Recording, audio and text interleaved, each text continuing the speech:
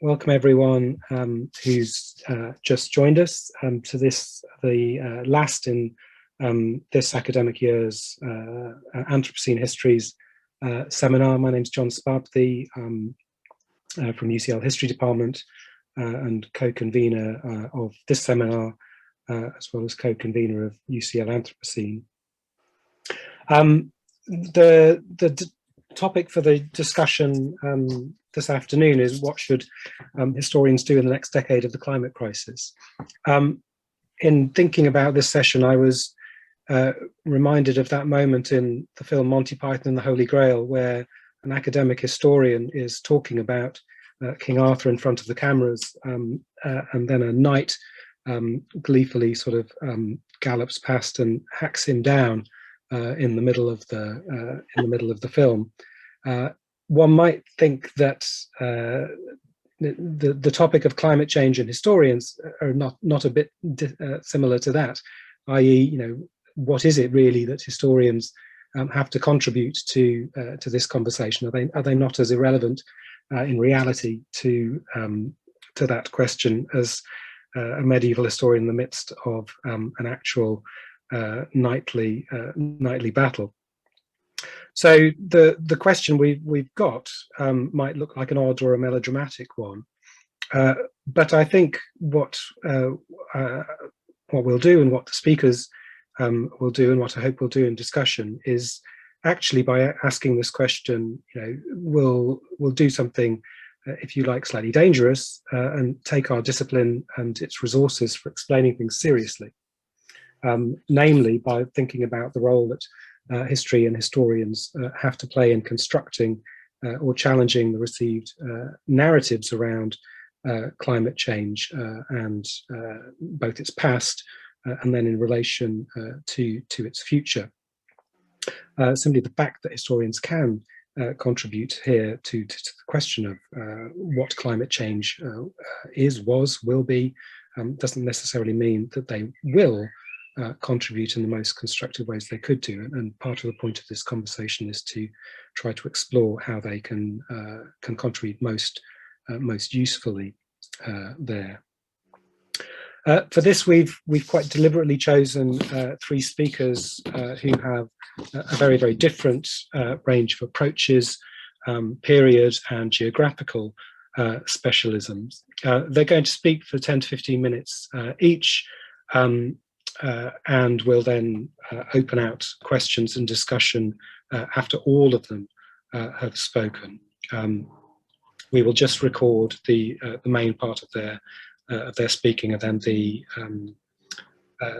discussion we will not record. Let me introduce them to you just very briefly in the order in which they'll speak, and then we'll get going. Julie Radney-Thomas is Associate Professor of History at the University of Notre Dame and an intellectual historian of Japan. She's published numerous books, including Japan at Nature's Edge, The Environmental Context of Global Power, Reconfiguring Modernity, a different book, Concepts of Nature in Japanese Political Ideology, won the American Historical Association's John K. Fairbank Prize. She's writing several books on history and the Anthropocene, and has just co-authored The Anthropocene, a Multidisciplinary Approach. Andreas Malm is Senior Lecturer in Human Ecology at the University of Lund. He's published The Progress of this Storm, Nature and Society in a Warming World, and most recently, How to Blow Up a Pipeline, Learning to Fight in a World on Fire. Fossil Capital, The Rise of Steam Power and the Roots of Global Warming, won the Isaac and Tamara Deutscher Memorial Prize 2016, and he's working on a sequel to that called Fossil Empire. Ling Zhang is an Associate Professor of History at Boston College and a distinguished visiting professor at Shaanxi University in China. The River, the Plain and the State, an environmental drama in northern Song, China, 1048 to 1128, won the 2017 George Perkins Marsh Prize for Environmental History, and she edits with John McNeill, Cambridge University Press's Studies in Environment and History series. She's currently writing a book on the geological and ecological history of East China. So as you can see, a deliberately varied and wonderful, I should say, panel, and I'm delighted Will has agreed to address this question. So Julia, let me invite you to kick off in answering or addressing the question of what historians should do in the next decade of the climate crisis. Okay, I am going to try to share my screen. Let's see, how am I doing? I seem to be doing it. Yeah, it's working. Brilliant.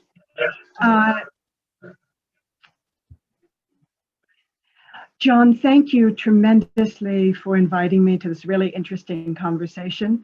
I'm going to make a very strong argument that history is relevant to these questions, and I suspect my co-speakers will make the same argument. I'm not taking history out of this, even if we are whacked by medieval knights.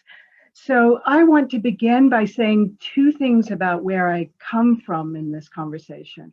One is a really intensive background in working with the scientists in the Anthropocene Working Group and Earth system scientists to talk about what they are discovering.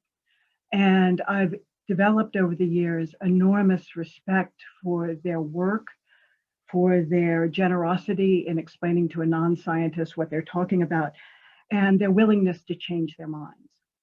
And the role that I think we as historians, those of us who are historians, can play in relationship to their conversation is one that they are willing to hear, which is that there is non-metricizable, non-globalized knowledge that culturally bound knowledge that needs to come into their thinking, and that they can't stay on the planes that they sometimes work on. And I think they're hearing that. The second place I come from is very different. This has to do with sort of my practice as a human being, and that is from Appalachia. And I am in Appalachia right now. It's where I grew up. There is a tree being cut down in the backyard. It's setting off roosters. I'll be lucky if a chicken doesn't show up on the call. But what I'm doing out here is the work that I think centrally needs to be done in the United States right now, which is to figure out how to bridge the rural-urban divide. And I'll be talking a little bit more about that. But those of you who know anything about American politics, and goodness knows how can you avoid the horrible subject, will know that we are having some trouble with democracy, and that the rural areas are red, and they see folks like us as elitists, and they don't like us. They don't want to hear about the way we talk. They don't want to think in the terms that we think in. And the question is, how do we make common ground, literally and figuratively, with the people in these areas? So what I'm going to do today is abide by the rule of threes. I'm going to talk first about science, and then about politics, and then about history. And the question I want to raise about science, as you can see, is the difference between climate change and the Anthropocene as a rubric. And then I'll turn to politics and the framing of politics with climate change as opposed to the Anthropocene. And then I will look at historical practice and essentially do the same thing. What is the difference between climate change history and the Anthropocene history? And I want to make clear here, in case it's not clear already, that I'm talking about anthropogenic climate change. Obviously, there are changes in the climate that are not caused by human activities, and that's a very different thing. So one of the things that I have noticed and found alarming is that climate change and the Anthropocene are often used as synonyms. And I think it's very important as historians, as intellectuals, as citizens, to be careful in our language, to be clear about the kinds of problems we're talking about and the rubric which is most useful for political practice. Climate change, as you know, has a very particular history of science connected with it. Perhaps particularly important is that 1958 Charles Keeling curve that you see on the slide here. That was picked up, of course, in the United States by James Hansen from NASA when he spoke to Congress in 1988 on a very hot June day about the warming of the climate. Bill McKibben picked up on this with 350.org. And what's interesting about this history, this conceptualization, is that it's beginning to be more widely accepted. And it has this capacity to mesmerize through numbers. We have parts per million carbon in the atmosphere. We have the goal of 1.5 Celsius that we're not supposed to cross, or at least not 2.2 degrees Celsius that we're not supposed to cross. And these numbers give a certain kind of clarity. And it's interesting to me how this feeds into the larger discourse, where if you can count it, it's real. If you can't count it, it's not real. And so such that we're beginning to address climate change, I think it has to do with this fact of numbers. But of course, the Anthropocene has a different, although overlapping, genealogy. It essentially comes from two different sciences. One is geology, and one is Earth system science. And so Earth system science emerges in a different way from climate science, perhaps going back to Stephani or Verdansky, but certainly going back to James Lovelock and his kind of wacky idea of Gaia, but really picked up in the 1980s by people began NASA in the United States, who became interested in thinking about Earth as a single system so that you couldn't disaggregate it. And this is the first crude diagram they came up with in 1986 of the Earth system. There have been lots of iterations of this thing since. Some I like, some I don't. But all of a sudden we have this odd little box called human activity. And what they're trying to conceptualize is a way of thinking of the planet and all of its operations as being interlinked. And that is a much more complicated thing to think about, and it doesn't have a single number. So this science emerges. Paul Cruikshank in 2000, in the famous aha moment, is actually at a conference which has a lot of these sorts of people in it. He, as you know, looks back and initially says that he thinks that he wants to look at the atmosphere. He looks at carbon, he thinks about climate change, and he looks back at the late 18th century.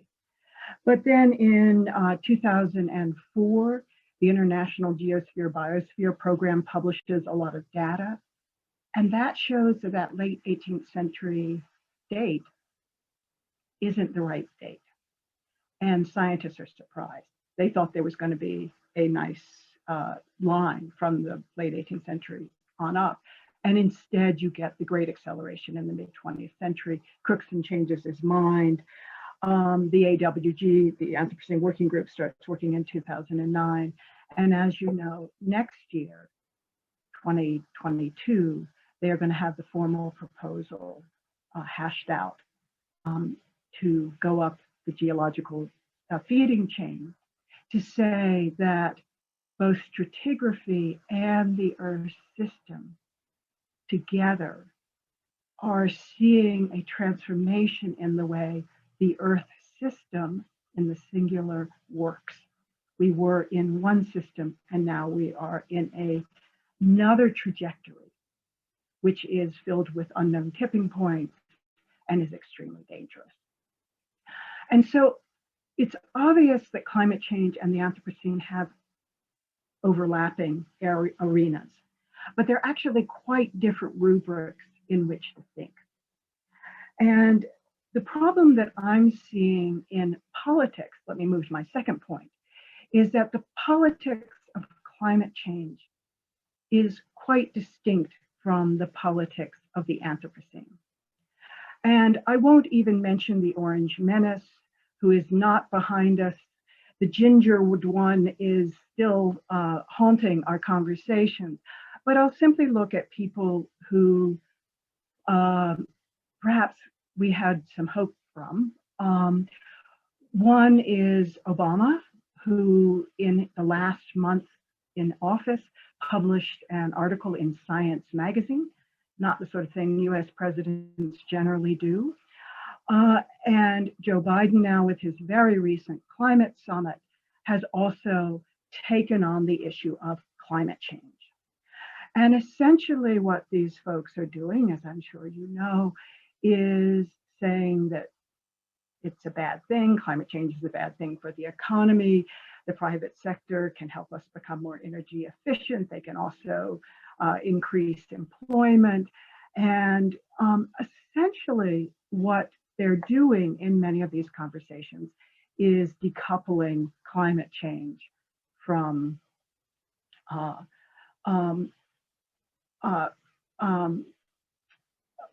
they're not decoupling climate change from economic growth.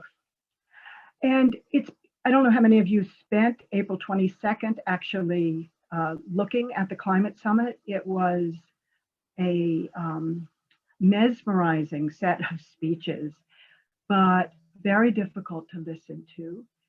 You had the usual, well, everybody was doing all the marvelous things that Bolsonaro is doing in Brazil, et cetera, and the entire panoply of speeches, not one person mentioned the fact that we might have to consume less, live differently, except for Modi of India. Now, if that doesn't chill your blood, I don't know what will. I mean, the idea that one might share the worldview of Modi in any way is slightly terrifying. But what we've done, I think, in allowing our leaders to focus on climate change in particular, is allow them to conceive of what faces us as a solvable problem. And what they do is they explain that climate change is really anthropogenic CO2. They don't talk about methane. They don't talk about anything else. Anthropogenic CO2, they only speak of it as emitted from fossil fuels, and particularly those fossil fuels that come out of advanced transportation and energy systems. And that reduces this to a solvable problem. And Bill Gates will tell us that it is solvable. And they are not thinking in terms of the more systemic problems, even leading to climate change. So agricultural issues, production of concrete, extraction industries, these generally disappear from the conversation.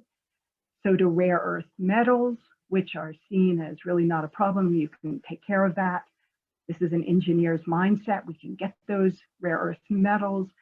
They also, the collection of rare earth metals is a job creations program. You will often hear, here is a view of some of the great jobs you can get in rare earth metals. And they ignore the fact that these extractive industries for the rare earth metals are incredibly damaging to the biodiversity. And this is being supported by the UN, which has issued all these exploration licenses for deep sea mining, which they then trumpet as being much safer than collecting rare earth metals on Earth. So the problem with the climate change rubric is that it narrows the focus. It turns our dilemma into a problem that can be solved, ignoring collateral damage. And that's very dangerous. So what I want to do is talk about another kind of politics that is emerging on two levels. One is, very interestingly, in the IPCC and other UN organizations like the UN Human Development Organization. The IPCC in 2018 changed its operating principles by saying, look, climate is part of the Anthropocene. It's part of a larger system. We can't think of climate as separate from biodiversity, as separate from land use change, as separate from nitrogen, as separate from phosphates. We cannot think it without the Earth system anymore. And the same thing is true in the most recent Human Development Report. It is called The Next Frontier, Human Development and the Anthropocene. And these documents are saying this is a systems problem. This is a systems thinking predicament, not a problem. And I think that we need, as people working on this issue, to move away from the notion of solvable problem to negotiating a predicament. How are we going to negotiate this predicament? And for me, in the kind of work I'm doing now in this local area, it's figuring out how to bring together polarized people politically to start doing the kind of regenerative agriculture and social justice work that allows people to begin to solve these problems in systemic ways. The 9th district where I am in Virginia is the size of New Jersey. It used to be liberal. It used to be the place where the coal mining unions had a great hold on the politics. But the unions are gone, and it now voted 80% for Trump. So if we are going to reshape our world into a world that is negotiating predicaments by creating virtuous cycles, we're going to need not only to work at the international level, talking to scientists and to policymakers, but also getting our hands dirty at the local level to see what is going on with people who may not agree with us when we talk up here, but who would like to tell us that you should harvest spinach in the sunshine because otherwise it has too much nitrates built up in it. So now I want to turn to history, which is what we're supposed to be talking about today. And I'll be brief. I think that Anthropocene history and climate change history are really quite different enterprises. You can tell the story of anthropogenic climate change history pretty much by focusing on the modern period. Yes, you can look back on some agricultural transformation of the atmosphere, but that was very mild. It's really about fossil fuels. It is principally a story of Western Europe. It is a very linear story of imperialism, colonialism, greater and greater extraction. And it can be told in two ways. It can be told either as a story of triumph, more and more production, more and more consumption, more and more people, or it can be told as a tragedy. And so both as narrative rhetorical form and in its framing and in its topic, it's quite different from Anthropocene history. Anthropocene history, I would say, adds, I think that's the way to put it, adds to all the kind of histories we are doing two new forms of history.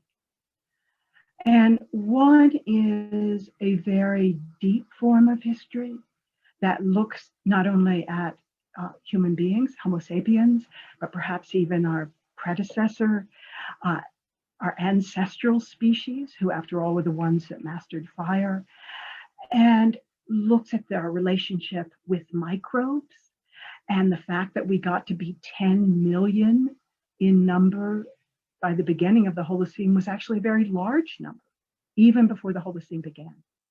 So we've been having this ongoing relationship with our microbes, with other species, with the land, and it's a very complex complex relationship. And all of that needs to be taken into account over not just 10,000 years, not just 20,000 years, but hundreds of thousands of years. Because this information is the foundation for the great acceleration in the 20th century. Why are human beings able to do the things we do? The other kind of history that Anthropocene history adds to our many practices, I think, is a different form of critical history. And when I think about this, I think about the moment when we began doing labor history. I think E.P. Thompson, or women's history in the 1970s, or gender history, or African American history. When these histories came up, it was a matter of investigating the past to find where really fabulous contributions had been made that we had overlooked. And I think we can do that by looking back at the past to find those places where people actually did live mutualistically. They had practices that cycled back, that built things up, that were good for everybody. And one of the interesting places to do that is Japan. And perhaps most famously, one of the examples in Japan is Japan's night soil collection. The reason that Edo is the largest city, or Tokyo is the largest city in the world by 1700, is because waste is taken out and spread on the fields, healthy crops are grown, and they come back. People in the urban areas don't get ill. People in the rural areas have fertile farms.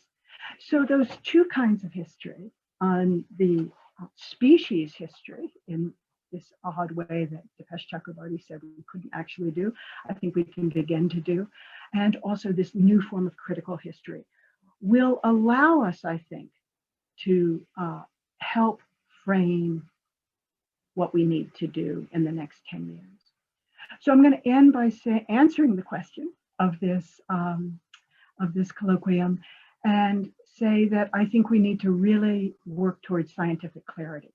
We need to engage with the sciences of the Anthropocene and see how they are different from the sciences of climate change, and in fact far more valuable for including the range of human beings and political practices that we might bring to the table.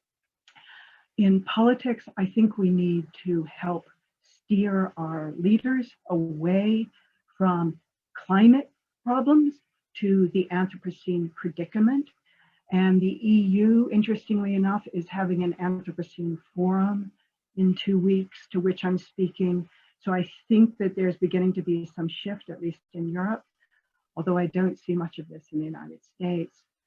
And finally, in history, I think we need to develop a very deeply humanistic history that will help guide our scientist friends as well as our policymakers, that looks at all the sorts of history we've always been doing, which I still think is incredibly valuable, but adds to that range of practices a deep history, a critical history, and what I would like to call a new angel of history, which is no longer Walter Benjamin's angel of history, where you have disaster piling up in front of you and being blown into more and more catastrophe. But Rebecca Solnit's alternative angel of history that moves us away from liberty with abundance to resilience with decency, and doesn't say, oh, how terrible, but it could have been worse.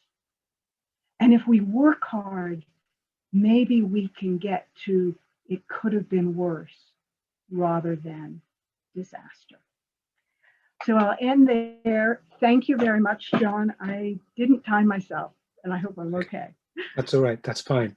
And that was a wonderful opening sort of vista you've given us, Julia. And actually that last point seems to me to chime very nicely with the closing sort of pages of Andreas Malm's How to Blow Up a Pipeline, where he rejects the sort of despair that invests some at least Anthropocene narratives that various people have offered us. But Andreas, let me ask you to speak next. Thank you so much, John, and thanks so much for inviting me. It's a real honor, I have to say, and I feel so in particular because I'm not in the history department. I'm not professionally a historian. My PhD is in this fuzzy discipline called human ecology that no one knows of because it doesn't really exist. But I more and more identify myself, or wish to identify myself, as a historian the older I get, and I'm becoming more and more of a fetishist about the virtues of the discipline of history.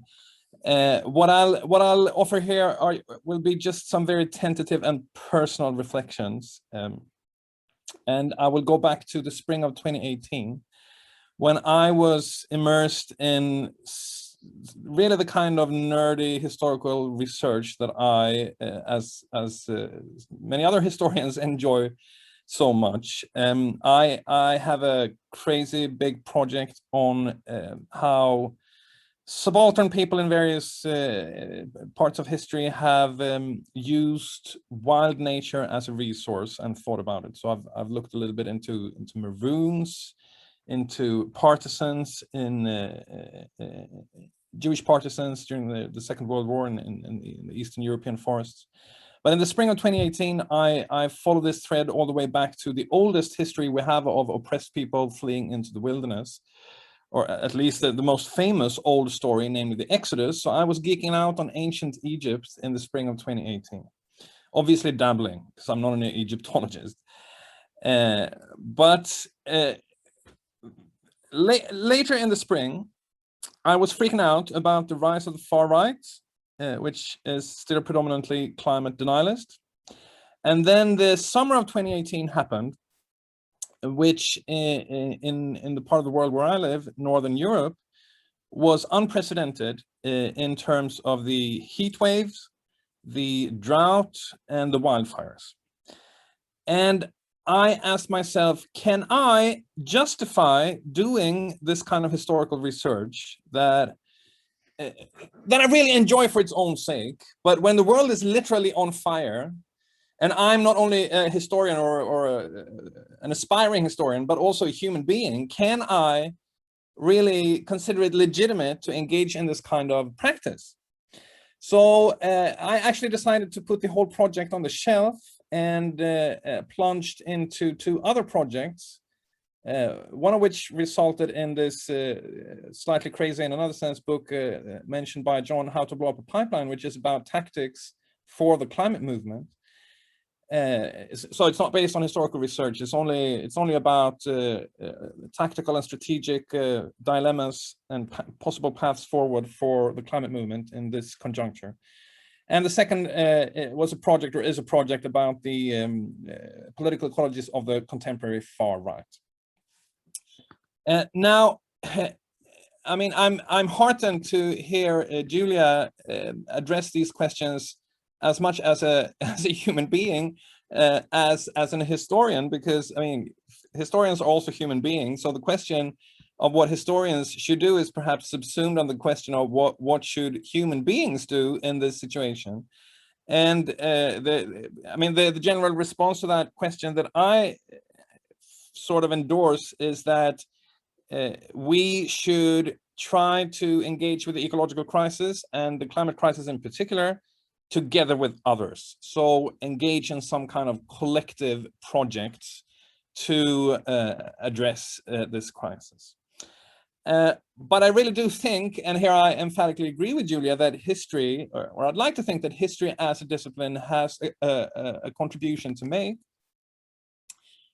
for the kind of collective political interventions that we need. And the great virtue, as I see it, of the discipline of history is that we historians are studying change over time. And when you face a troublesome predicament, call it the Anthropocene predicament or the climate crisis or whatever, the first question to ask is, what has caused this? What has led up to this? What has brought us into this mess? And I think that one contribution that we as historians, or that historians can give to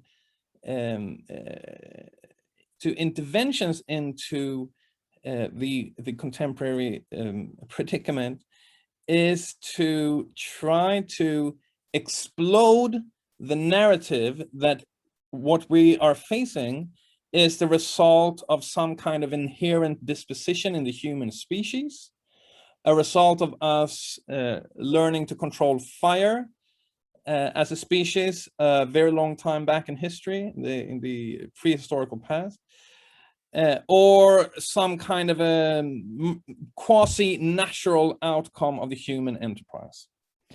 And I might plead guilty here to the narrow focus that Julia questioned, because my reflections will focus exclusively on fossil fuels and climate history. That's not to say that I think that's the only important thing to do, and this wilderness project that I mentioned is only tangentially related to climate, but I'd like to maintain the focus here and just offer a few reflections on what we could do and what remains to be done.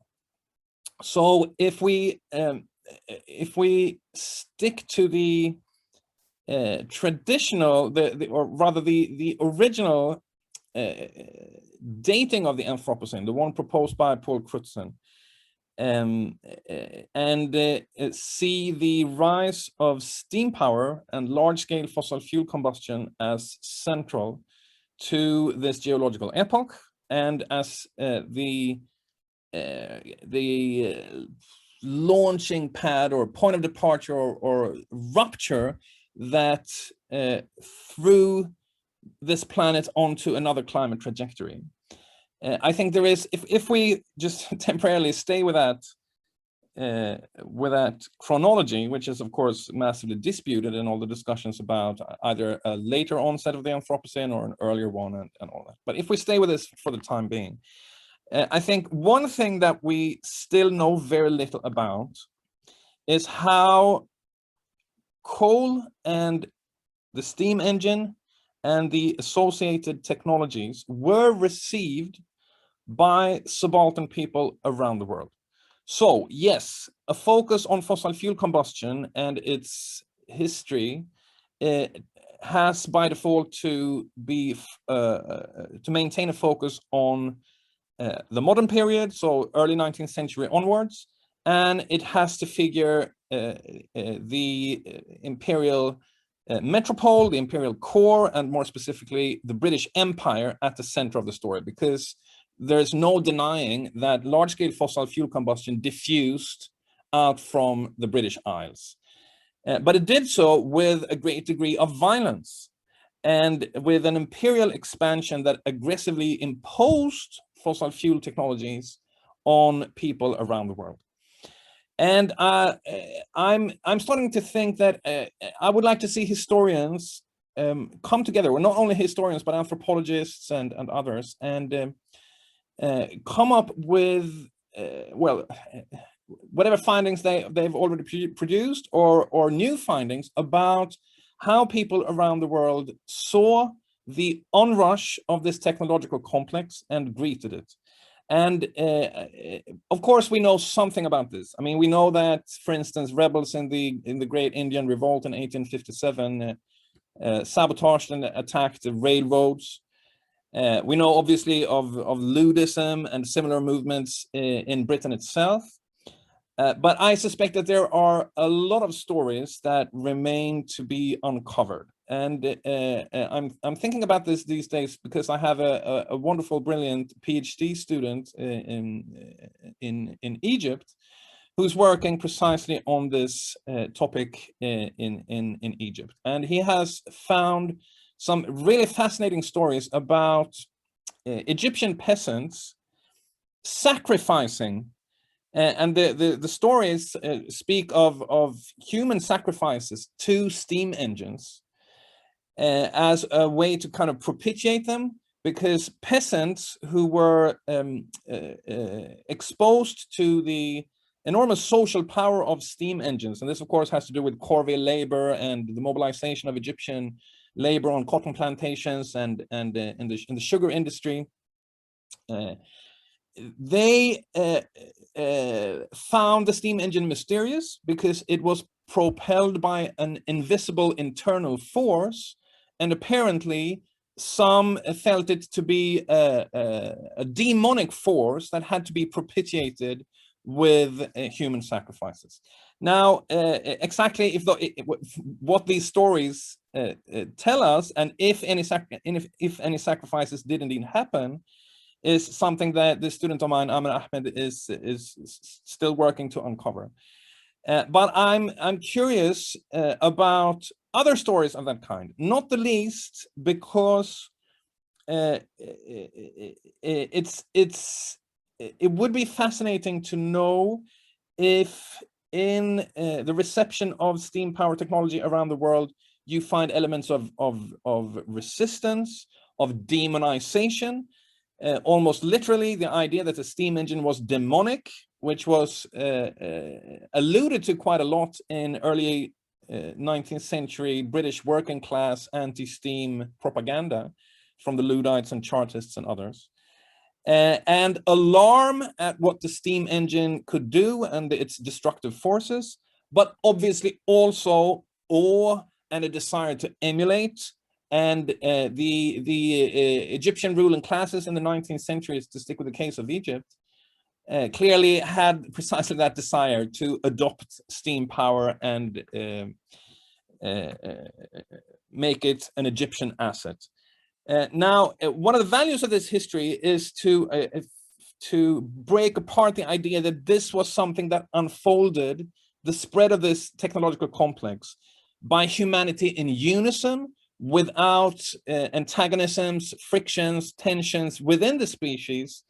And if you can indeed demonstrate that, you can also draw a kind of historical line that points towards resistance and opposition to this technological complex that could potentially be inspiring for present struggles and try and contribute to shattering the paralysis and the perception that this is our fate, that this is our destiny, that this is not something that is forged in the crucible of intra-species conflict, if you see what I mean.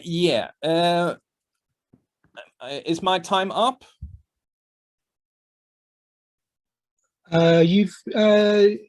No, you've got a few more minutes. You've got a few more minutes, Andres. Okay, so let me just give another example of this kind of historical findings that I happen to have come across recently.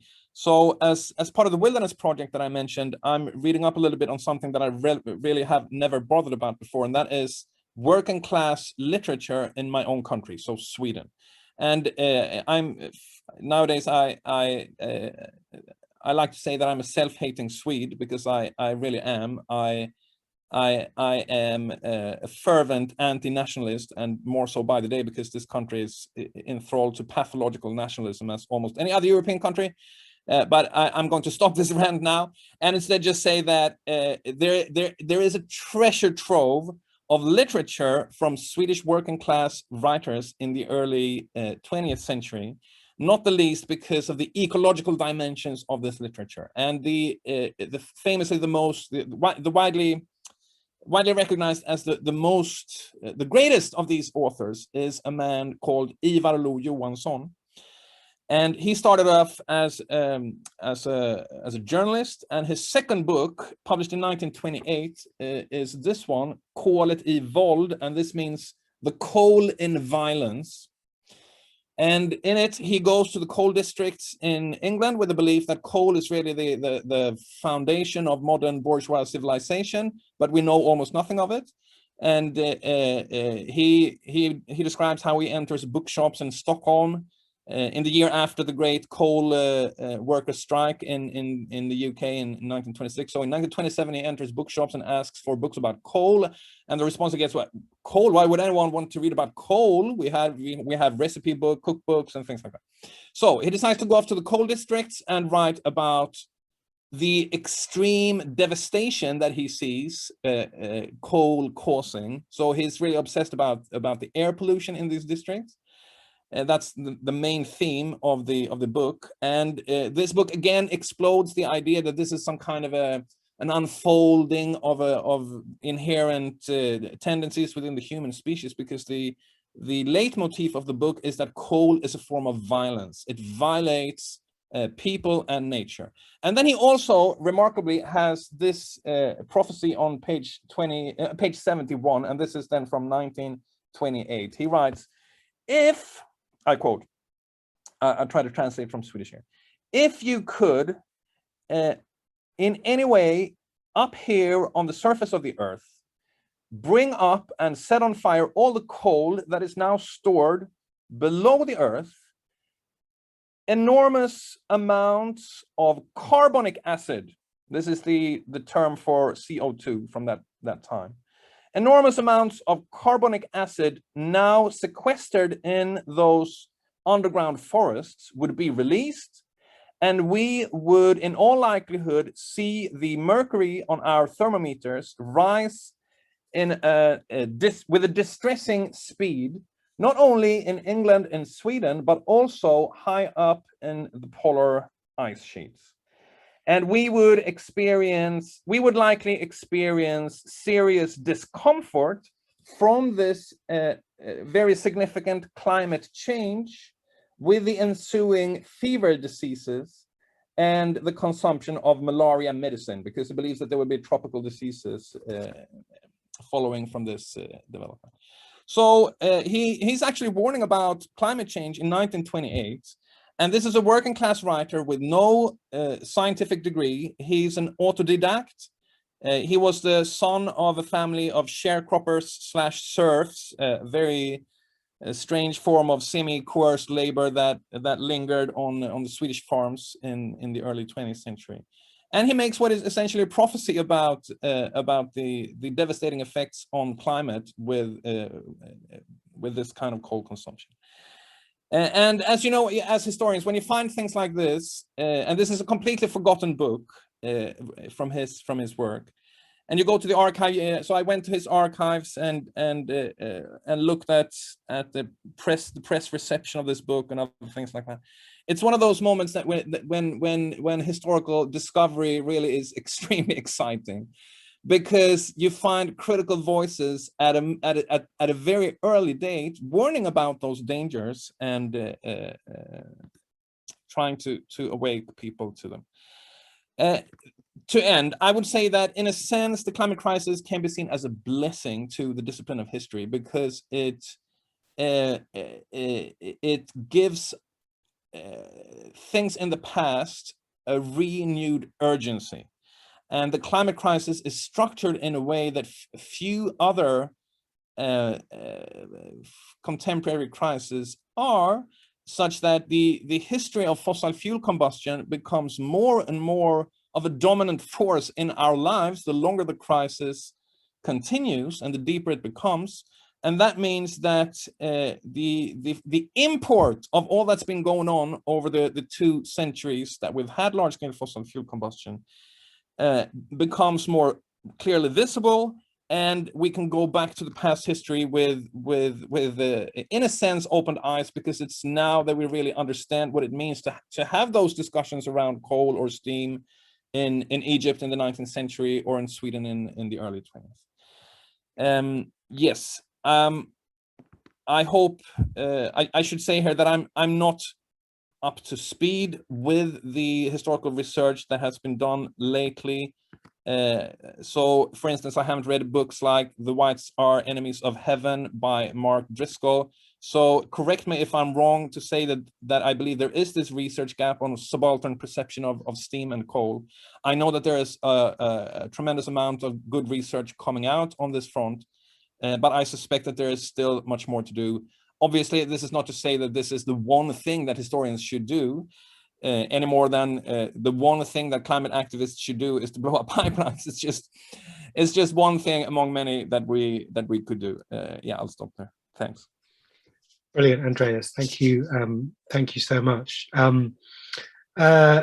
one of the things we were keen to, I mean, speaking as a medieval historian myself, one of the things we were keen to ensure we did in this conversation is open the question of what historians of pre-modernity might have to offer in this sort of a context. So it's partly, not wholly, but partly in that context that we're delighted that Ling Zhang is the final speaker on the panel. Wonderful, thank you. Let me just share my PowerPoints here. I assume you can hear me okay.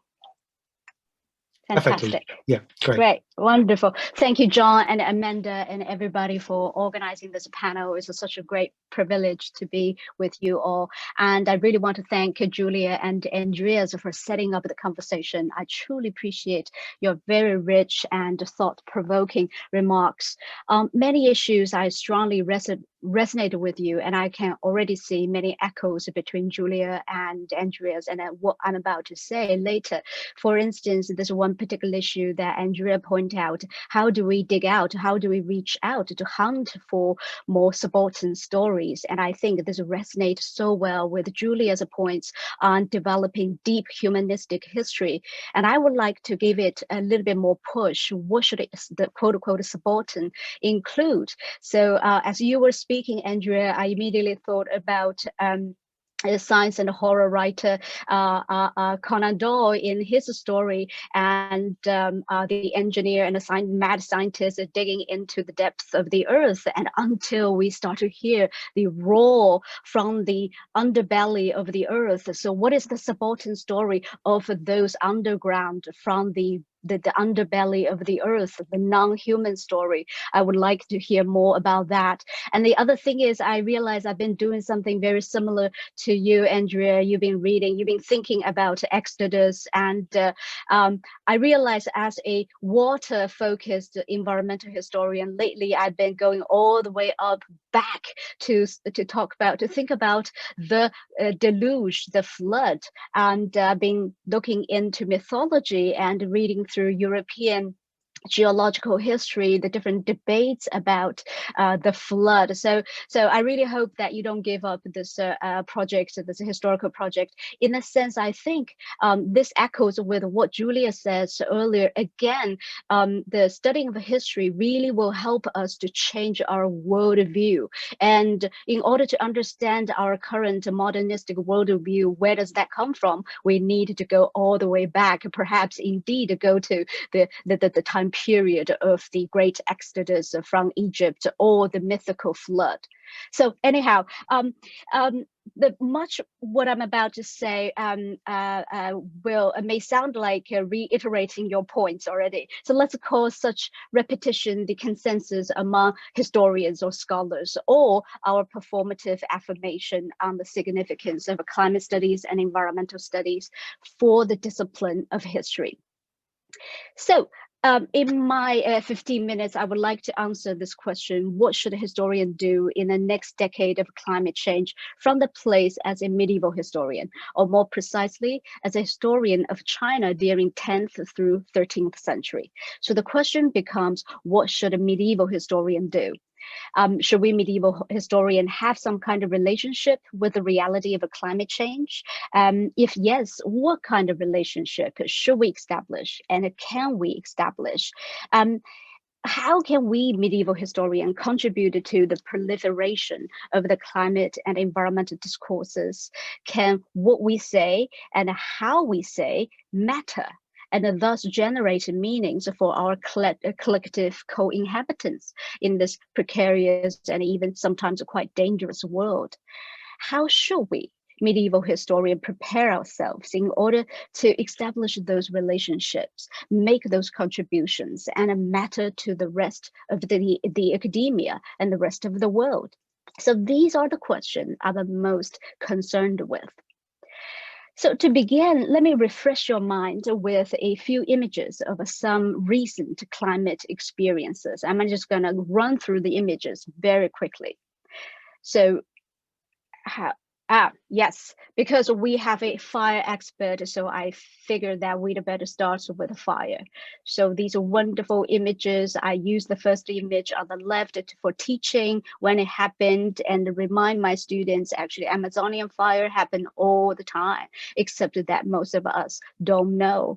And then the Californian fire, speaking of a Californian fire, this is a very recent news coming out on the media. So this year, 2021, is now being predicted as to be soon to be the driest year for the entire American West. So the image on the right shows us the largest snowpack in California, which normally supply 1/3 of fresh water from the state of California. So by the end, right now, by the end of May, this entire snowpack is almost completely gone. Talking about disappearing ice pack, snowpack, this is the story I believe many environmental scholars, not only environmental historian or people care about environmental issues, actually watched very closely and in horror. That is the rapid melting of the sea ice in Arctic and also Antarctic. So I believe many of us throughout the last year have seen many extremely pathetic pictures of skinny, hungry, and hopeless polar bears. So for a long time, we believe that our modernity, our technology could solve the problem, right? To help us to master natural resources and live in abundance. So, but look, when a winter snowstorm, actually early spring snowstorm, hit the richest country in the world, as United States normally call itself, this is what happened. So on the left, you can see the blackening out of the power grid in Houston. On the left, you can see how people in the affluent country, not in global south, we're talking about here, lining up for relief, for water, for heat. So let me bring this back home, since Julia mentioned her home. So I want to show a little bit of my home. So this is a 2020 when we were in the middle of a lockdown. This is what happened. In Thai South China, more than 400 rivers were flooded throughout the summer and early fall months. More than 200 people got disappeared and died. And the picture on the bottom right is a power dam. It's a mid-sized electricity power dam in my hometown. So I grew up from this tiny town on the downstream of this power dam. So in this dams, in this power plants history for about 60 years, this was the first time in 2020 the power plant lifted all its gates to release to the discharge the flooding water. And this is the image happened that it was taken in my hometown. So basically, this is not the building I was born and grown up in, but basically it looks like that.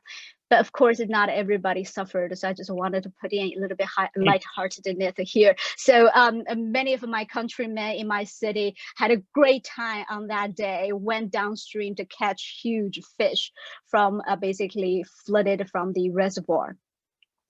But as we know, the climate change brought in the dramatic transformation to the global ocean currents and atmospheric currents as well. So in East Asia, across entire East Asia, Southeast Asia, monsoon system began to show all kind of irregularities. So right now, Taiwan, it has been going on for many months. Taiwan's suffering from a extremely severe drought. So this is a one picture showing this the top beauty, the scenery in Taiwan, the Sun Moon Lake. There's a lovely statue, the 9 frog statue, and on the right, on the left, you can see that's the normal water level. But this year, the new water level, all 9 frogs plus the foundation, or it got exposed to the open air due to the drought. And of course, this is the reality we are living in, and which has much has been said about pandemic coronavirus. So I'm not going to talk about that, but I just like to put this image there for all of us. So, okay, so these visual representations, which I just showed you, give us an acute sense of a crisis. And this crisis is planetary in scale. It's extremely intense and volatile, is hard to predict and almost impossible to control. This crisis cuts across the multiple realms of our world, the lithosphere, the hydrosphere, the magnetosphere, the atmosphere, and of course the biosphere. And it certainly traverses across the sphere of human sociality, economy, politics, and culture. Each and every one of us is living in this peculiar climate regime, in this peculiar environmental era. We are being affected differently, and yet there is no escaping. So, facing this reality, scholars across a wide range of disciplines, including you and me, all of us, are now making a collective scream. And I'm just thinking about Julia put up the angel's image. So I think this echoes so well randomly. We're making a collective scream. Climate change is here. The epoch of the anthropos, the epoch of the human has arrived. Let me spoof briefly Karl Marx here, just for the sake of lightening up our spirit, because speaking of crisis and climate change is quite depressing. Let's proclaim a specter is haunting Europe and the rest of the world, the specter of the climate change. All the powers of the old regime of Homo sapiens have entered into a holy alliance to exorcise this specter. But the truth is, in confronting climate change, which is not a specter, but very much a reality, there hasn't emerged a holy alliance among scholars, and certainly not among historians. Not everyone feels the urge to learn about climate change or allow climate change to affect or shape one's scholarship. In my observation, for the majority of medieval historians, and perhaps the majority of the scholars for ancient and classical eras, ongoing climate change certainly matters to our personal lives. We recycle, we ride a bicycle, we eat less meat, we sign environmental petitions, and we go to the street to join climate parades. But in the meantime, climate change remained eons away from the subject matter that we study professionally and care about intellectually. So we are one body in two places across a very wide temporal spectrum of hundreds of years, carrying double identities and living in a bipolar-like existence. Most of us see current climate change as a product of a recent human history, and we see the study of it as a business for early modern and modern historians, but not for us. So this is my first point. There is a significant level of a climate indifference among medieval historians. How can we make us care about climate change beyond our personal lives? How can we carry it into our professional and intellectual endeavors? How can we nurture a sense of a climate empathy instead of an apathy in our scholarships? This is a task number one for medieval historians, in my view. Then the question of how to make a medieval historian care about climate change can be reframed into the question of why we should care. And I see 4 reasons. First, we are curious beings, otherwise we wouldn't dedicate our life to study things that have been long dead hundreds of years ago. So when reading disastrous news and witnessing climate crises, I trust that many medieval historians like myself would lament how familiar things appear and how similar they are to historical phenomena that we study. We may get a sense that history repeats, that the time hasn't changed, and even to playfully adopt the famous motto of a philosopher and the sociologist Bruno Latour, that we have never been modern. Look, not only do we, medieval historians, have reactions to climate change, but our reactions indeed connect the present with the past, connect our personal life with our intellectual commitments. So starting with such reactions, with this sense of connectivity, familiarity, and affinity, let's allow our curiosity to take us one step further, that is to take up climate change as a subject of a scholarly inquiry.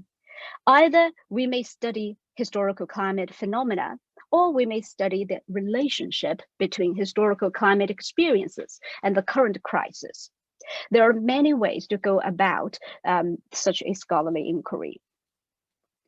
Second, I believe that we medieval historians have worked very hard to develop the extraordinary long memory.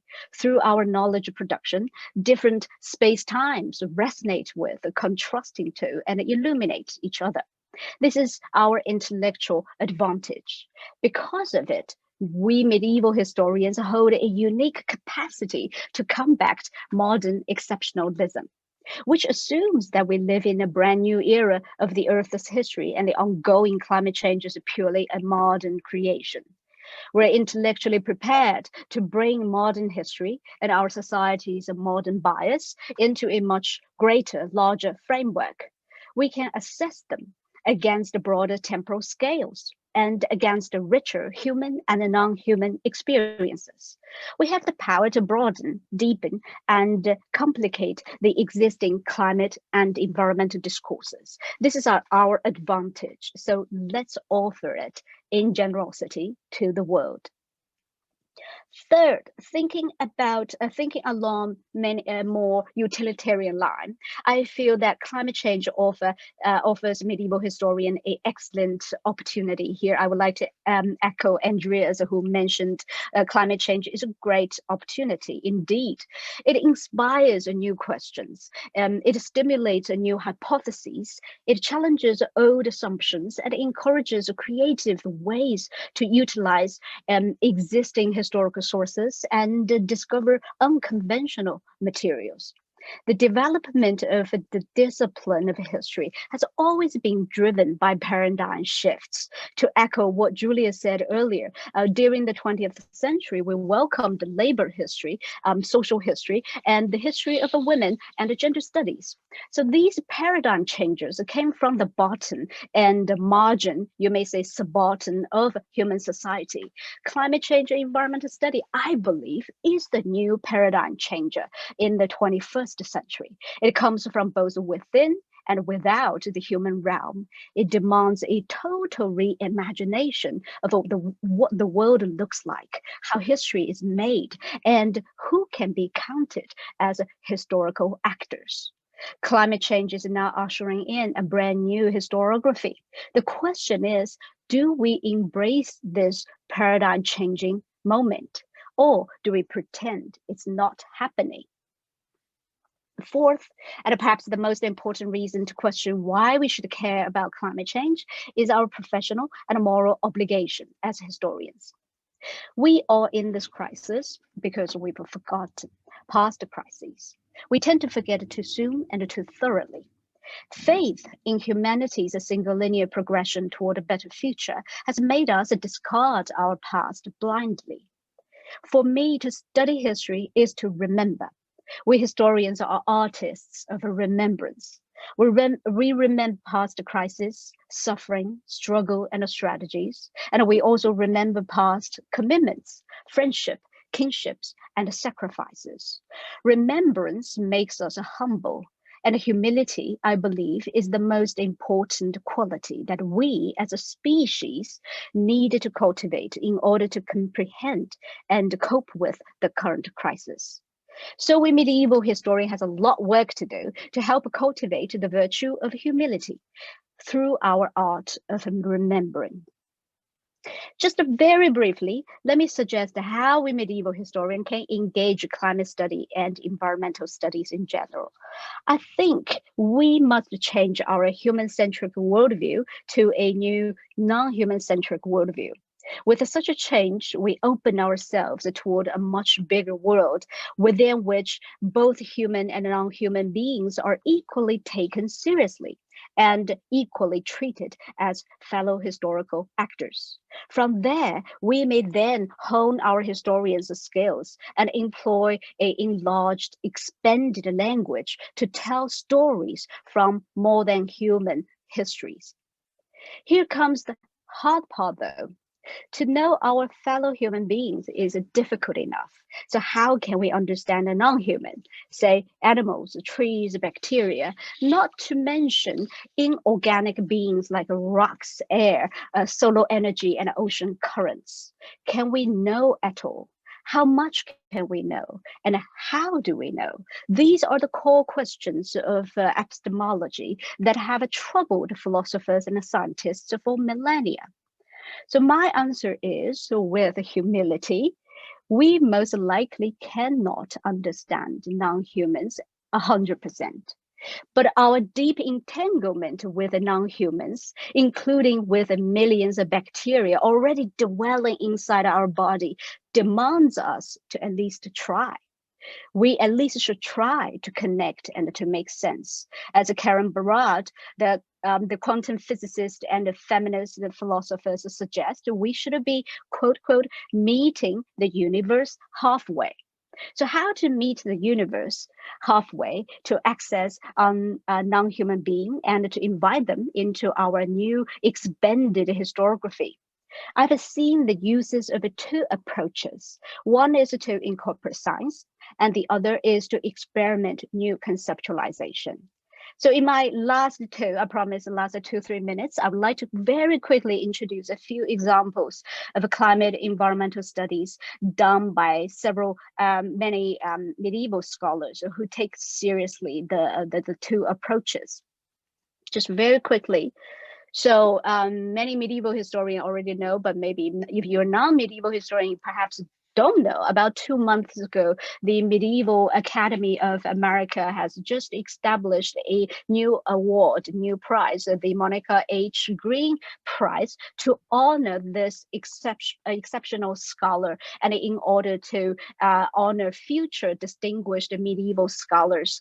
So for those who you don't know, you may look up Professor Dr. Green specialized in global health, pandemic, epidemics, and she is one of the leading scholar of Black Death, the bubonic plague in medieval eras. And I just want to quickly mention to you, how does she do her work? She spent decades collaborating with archaeologists, geneticists, molecular biologists in order to trace down all kinds of scientific information related to the bubonic bacteria. So I'm just showing this picture for you to see how medieval historian can, through his collaboration, do their fabulous work. Second example, because I'm living in Boston and living in the Harvard neighborhood, so I'm familiar, I've been tracing this, following up this particular project, the Harvard Initiative for the Science of the Human Past. So led by a group of medieval historians and collaborate with scientists across the world. This particular initiative led students to go to the middle of Europe to drill ice core, to do all kinds of scientific analysis, to make train young scholars not only to learn something about science, but also to incorporate historical analysis. Looking at these two examples, you may say, well, you are not the kind of scientific person. You don't want to get your hand dirty, cold, and wet. So there are other approaches. For instance, there is an increasing group of medieval eco-criticism scholars. So I just want to mention one of them. So Professor Jeffrey Jerome Cohen is one of those scholars who I admire very much. Professor Cohen is the Dean of Humanities for the School of Arts and Science at Arizona State University, and he's penned many books. For medieval historian, you're perhaps familiar with his work. He's known for previously studies of monsters and monster theory, but in the past 10 years, Professor Cohen has had this ecological environmental climate term, and of his many books, the book Stone I've been using it and regard that as a major inspiration. So you can found as a medieval literature scholar how he forged a very meaningful conversation with contemporary material feminists, with a non-human, post-human thinkers. So it's very interesting. I want to very quickly mention, this is actually what I noticed of last week, so it's brand new. I haven't seen this myself, but I have just subscribed to this a new journal. It's called Medieval Eco-Criticisms. And then the very first issue, the special issue, focused on weather is coming out right now. So if you like, subscribe to the new journal and check it out. And also I want to make a shout to young scholars out there on this Zoom. If you identify yourself are studying something related to medieval, studying something related to eco-criticism, but you can't really define yourself within a neat disciplinary niche, this could be a platform for you to reach out to found your colleagues, common minds, and also the platform for publication. Very, very quickly, my own research right now focus on historical geoengineering and terraforming. I'm curious and interested in all kinds of spatial movement of large quantity of biomass and of inorganic things. So, but my kind of research by myself alone is a very small scale. So I constantly think about how to scale up, how to pursue large scale quantitative analysis, and even in the future can build up a database to run simulation to discuss a long-term, large-scale environmental effects, but I cannot do alone. So I just want to very quickly mention some exciting new project coming up by my Chinese historian colleagues. So for instance, this new project led by Professor Hilda de Wilt at Leiden University, studying material infrastructure in Southeast China over a long course of the time. This sort of a research really focus on the brand itself as a social history, but those of us who study environmental studies, we can actually build upon these large projects and start thinking about ecological, environmental, and climate questions. So I will close here with some final thoughts. So just as a kind of partly these are the ideas I speak to myself all the time to remind myself, to encourage myself, and at the same time, I would like to share with my the participants of the panel. These are the things I think we can keep in mind whenever we feel what we should do as a medieval historian, how we should engage interdisciplinary research. What if we're afraid of science? And the last point, I'm so glad I put it down here, against reduction, against the generalization. And I think here, Julia made this great point earlier as well. We at least need to be able to differentiate climate change from the Anthropocene studies. We need to get the details right. So, all right, so I will stop here. Thank you. Thank you, Lynn. That was super. Thank you, all of you. That's a really wonderful set of perspectives for us to have a conversation around.